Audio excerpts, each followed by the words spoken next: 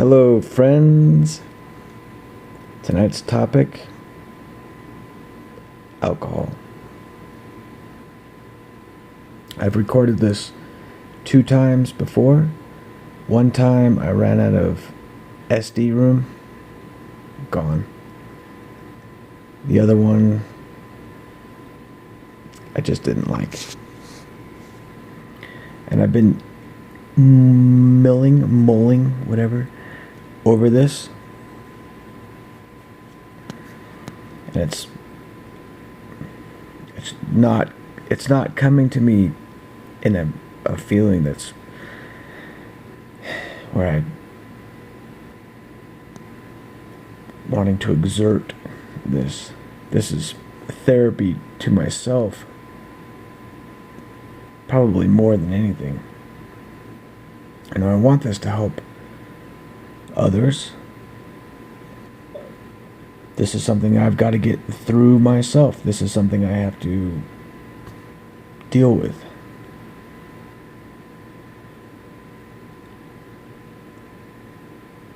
I don't want to go too far out. I don't want to go too far off. I just want to somewhat stay basic on this.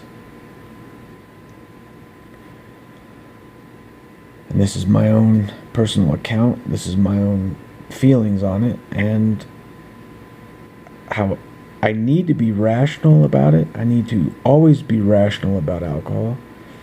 And I don't want to beat myself up too much about it.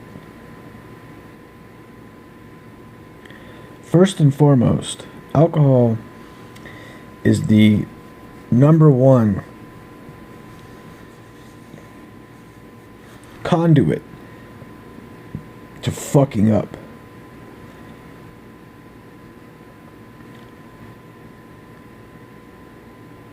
Right? It's poisonous to yourself. It's poisonous to the people that are around you, and it's an offspring of garbage. Now, it's a tool for us mood swing people. It's almost something that we kind of need. And if you're beating yourself up after coming back to alcohol, what was the reason that you were drinking a little bit to come away from something? If I'm a zombie, sober for years, with called rapid cycling moods, ups, downs, sleep issues, not really getting a grasp on who I am, this disassociation,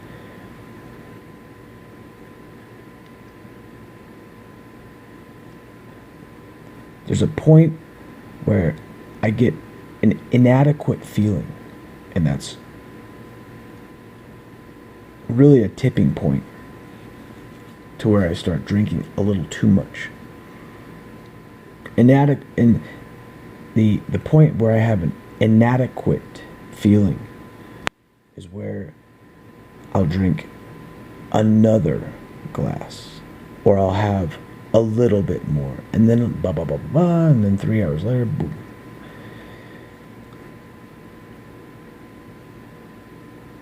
And this is detrimental to you and me, because this is where you can really do some stupid things.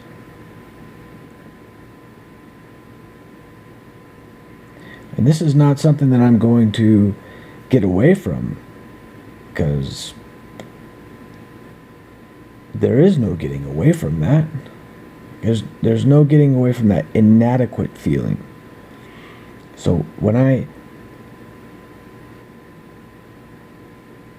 have done many things that I've overcome, or I've achieved, or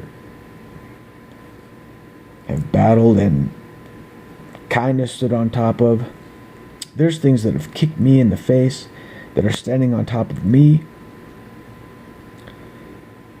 that are reminding me of how little I am during those times, after those times, before those times, and if I'm having any times where I'm standing on top of the hill with the sword in my hand, yes, I've taken this, I've done this. The moods are going to put me back into a position where I'm feeling inadequate. I'm not satisfied with what I have been doing. And this is even with saying that I'm grateful for this, I'm grateful for that, which I am, and then I lose sight of that, or along with it, there's that inadequate feeling.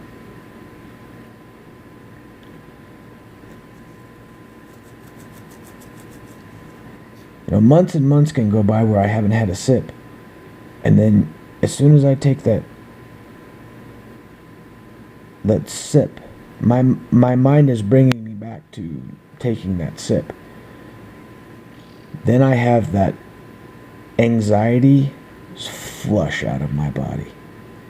And I say, oh man, this is what I've been not using this tool for. So then I'll go through the very small amounts, only a little bit of whiskey, because I usually don't want to drink a large amount of whiskey because it makes me sick, because the char and all the gnarly stuff in it. I'll go real small, real small, real small, and then there's the inadequate feeling. Not enough, not enough, not enough. Well, you got to remember that alcohol is kind of a withdrawal situation where you have a little bit of a buildup.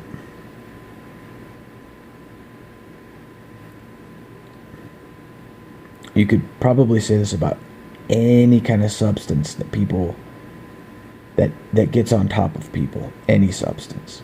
And alcohol is no different. Every time you take a little bit more I mean, even that moment where I have that rush where I'm saying, yes, this is what I've been needing. This is a fabulous tool. Well, I've keyed in. I've started the engine, and we're gonna need gas. And the way my mind goes,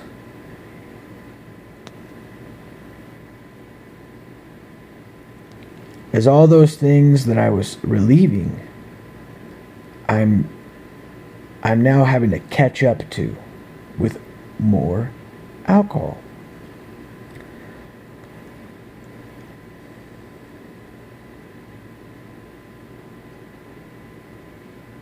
So any of you out there that are feeling down because you had some after you've been away from it,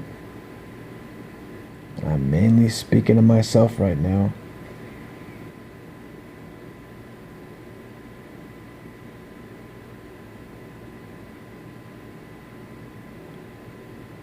It's a lifelong thing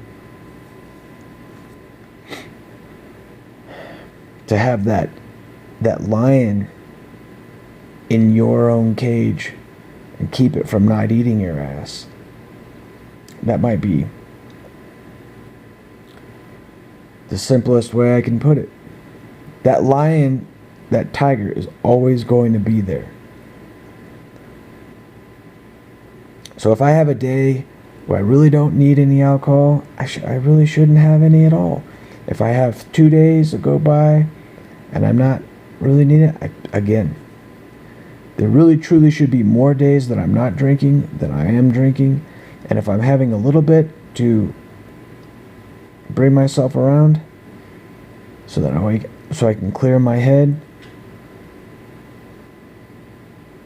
if I'm going to use that tool,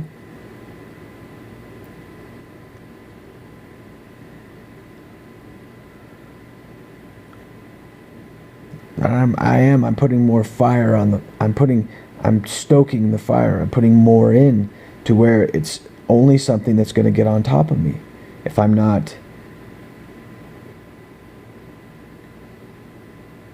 conscious enough to say to myself, hey, hang on. So I've got to have tricks. I've got to have things that I've got to do for myself. And I have plenty of them. plenty of them, that I've been accumulating my entire life ever since I had my first sip of alcohol.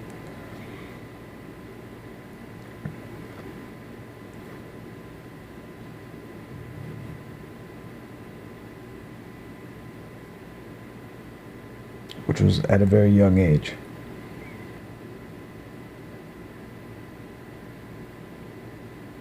There's all kinds of things that we can do to help with the different moods.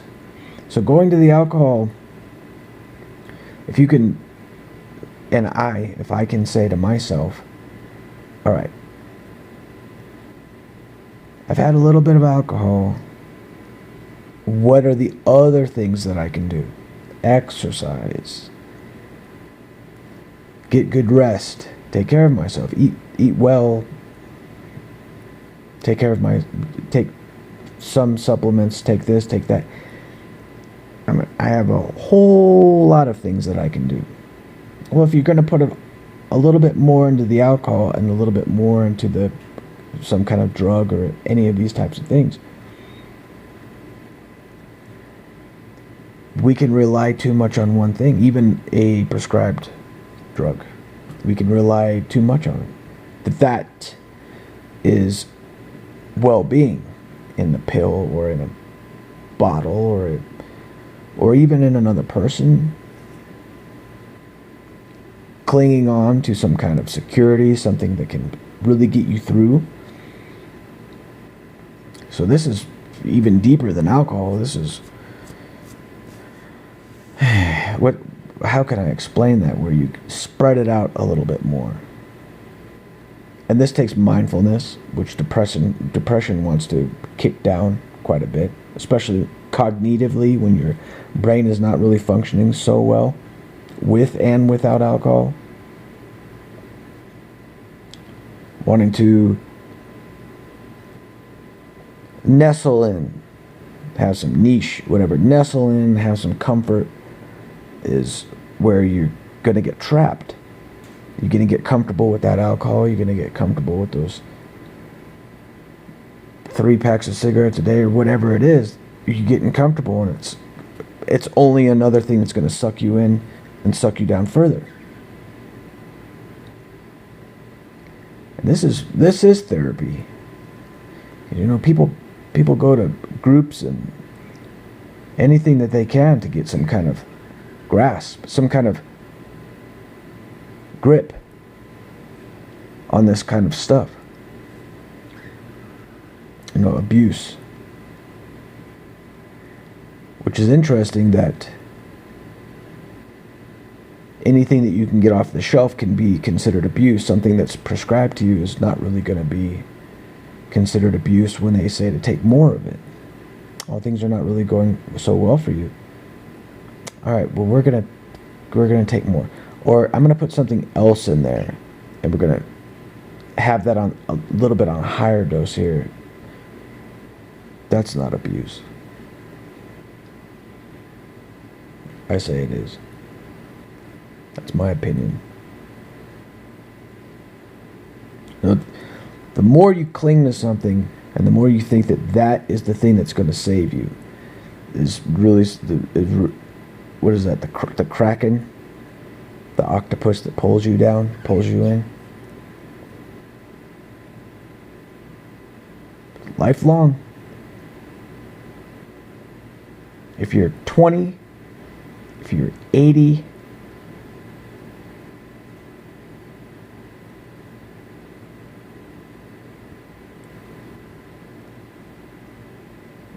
it really doesn't matter what you're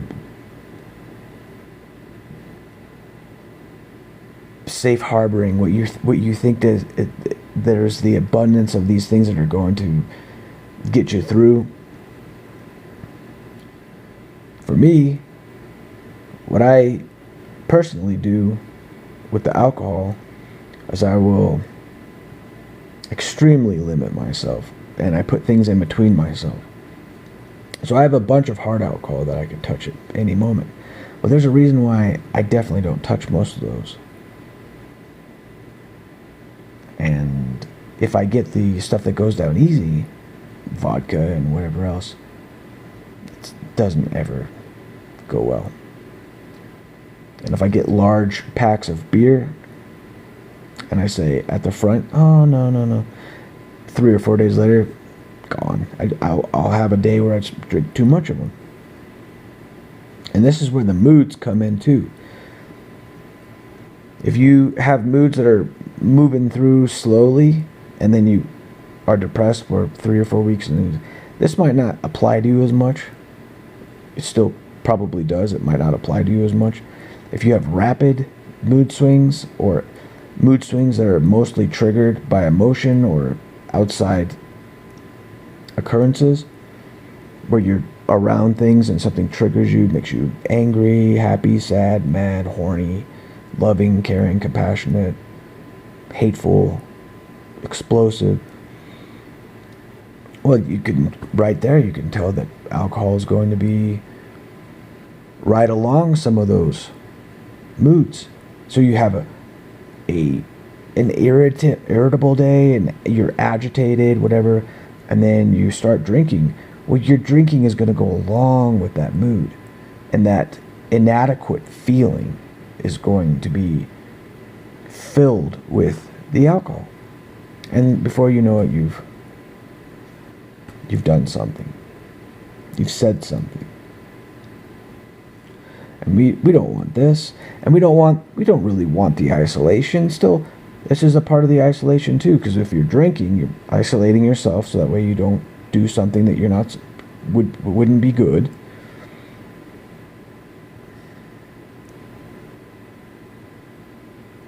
And this is a real burden on my heart, my brain, and my physical being. Is the more I drink, the more it does hack down my physical wellness. It does. It breaks down your body. It breaks down your liver. It messes with your pancreas. It messes with your brain. Everything. Everything takes a hit.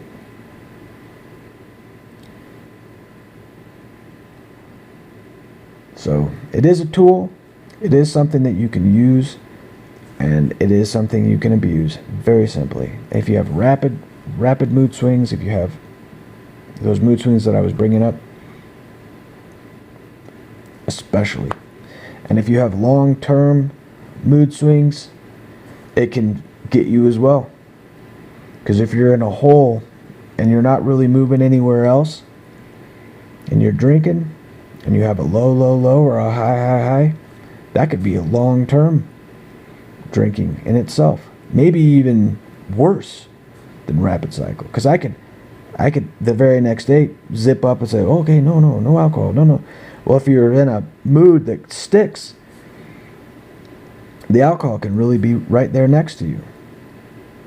Big bottles of bottom shelf gnarliness, disgustingness. If you battle alcohol, you've battled it your whole life probably. You and I can relate. Some people are going to be drinking more than others, and I want the best for you. I certainly do not want anyone to be wrangled up by alcohol or any kind of substance.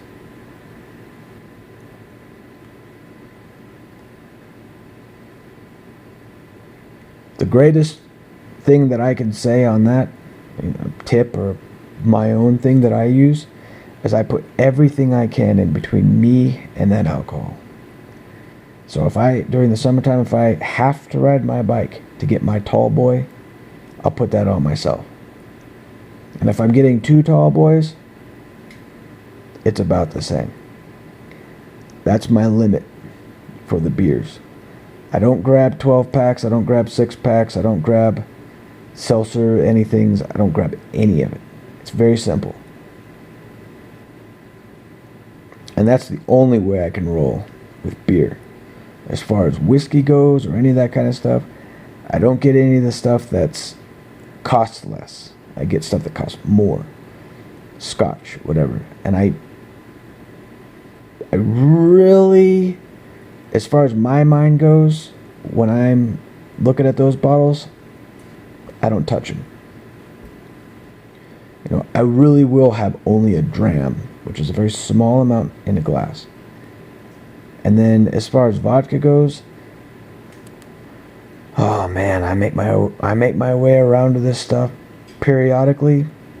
It really is poison, and it's one of the worst things that you can get. Even if you get a shooter, because then you'll end up. Oh, let me say I end up with the 1.75 liter bottle directly after getting the shooter. And this is usually if I'm craving a cocktail or something along those lines. I've been down that too many times, and it really makes me want to cry thinking about it. Vodka, I never cared about gin. I never cared for the taste of the juniper or any of that kind of stuff, so I don't have a thing with gin. I would put gin next to vodka, because there's all the internet stuff about gin where it's dry and you don't have as much hangovers or whatever. So what? It's still not good. And I would put that next to vodka. And so Irish whiskeys, your Jameson, your etc. Those are the next thing down from those. And it's probably best that I even do not purchase those bottles at all. So I don't go to bars, and I don't go and drink other places ever. I especially don't like drinking around other people. Because if my friend is drunk and he's saying, have a beer with me, well, I'm looking at him and he's lit, and I'm looking at how stupid he's acting, and I don't want to be that way. So I tell him, no, I don't want any of it. And he could ask me 20 times and kind of irritate me. And I'll say, no. So a lot of times when I'm drinking, I drink when I'm settled in. Always when I'm drinking, I drink when I'm settled in. And all these things that I said before goes with when I'm settled in, how I will do it. So if I have my tall boy, or if I have 2 tall boys, which is my max, or if there's going to be a big snow in or something along those lines, one of the first things that comes to my mind is, I gotta go get an 18-pack of whatever. Well, that ends up me just being lit the whole time. So even if I don't have any alcohol at all or any beer during that time, so be it. I have to, and these are things I have to keep in mind. These are things I have to implement. I have to use these things constantly. I have to put things between me and the alcohol. Rules. My own rules for myself. And when I am thinking about these things, well, I'll just go do this. Then I will contemplate for a moment, and I know why those rules are there. And then I say, okay. Well, I have to do that quite a bit. And that can bring on the inadequate feeling. Because I've been limiting myself so much. So, man, just live a little bit. Well, that right there is a screw over in itself, too. Because if you live a little bit, well, then you're going to loosen up, and then you're going to be right back to doing what you were doing. And you really could apply this to any kind of substance abuse or addiction. If you are relieving mood swings, depression, along that. Outside of that, just pure simple addiction, you're not having depression, you're not having mood swings. Does this exist? Talk to me. Tell me if you have addiction and not depressions at sometimes, or some kind of trauma that you're dealing with, or some kind of mood swings that you're up and down a little bit. I'd like to talk to you about that. So I'll go ahead and cut off the video there and keep it at under 25 minutes here. I appreciate you guys. I appreciate anyone that has any kind of input or output or anything at all that they want to share in here, because this is a touchy subject. So good night, and best to you.